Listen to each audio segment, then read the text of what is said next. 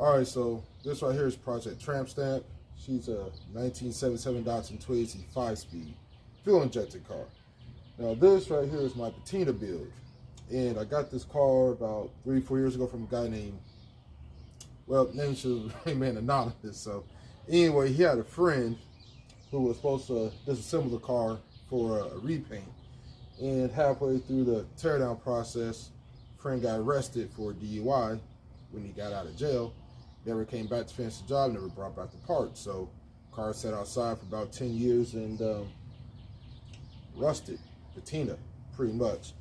So most of what you see is all cosmetic. I'm going to replace the floor, pans, and frame rail, just to be safe. But anyway, I've been looking for a Patina Build for the longest, but couldn't justify taking a beautiful or restorable, so to speak, Datsun and destroying her, for lack of a better word, to get a Patina Build. So I found this baby right here, ready to go.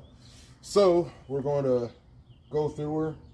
Had this car for about 3-4 years, haven't had the chance to start her up yet. So we're gonna go through the fuel lines, suspension, check out the structural integrity of the baby, all the good stuff, and see if we bring this car back to life. So let's get started.